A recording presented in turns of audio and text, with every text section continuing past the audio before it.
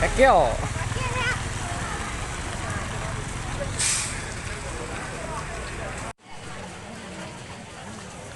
quán này luôn, quán này luôn.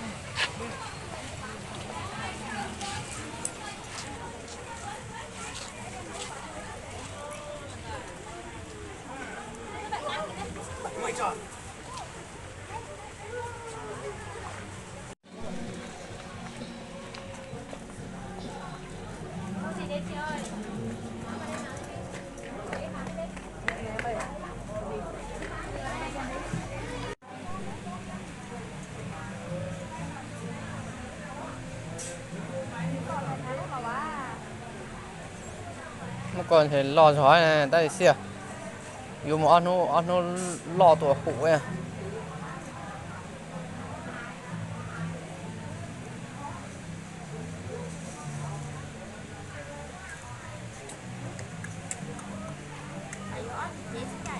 ừ.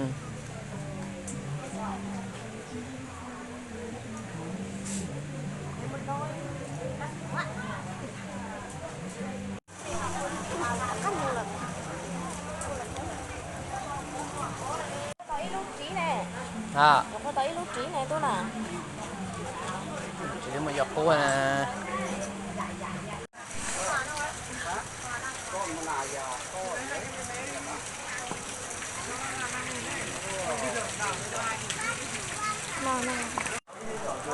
mình vô trò chơi đó rồi trò chơi đáo là mở điệu à cái lô cái giá này mình lên yeah. phải một số bảo là này về lên cả một cái lụa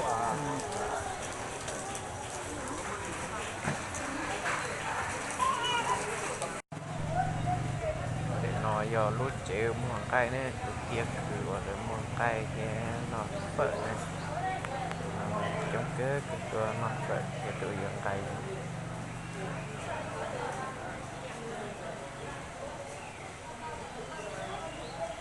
ตัวnó phở lại dễ cái kia chống chặt lại này cái kia nàyตัวnó phở cái nó món này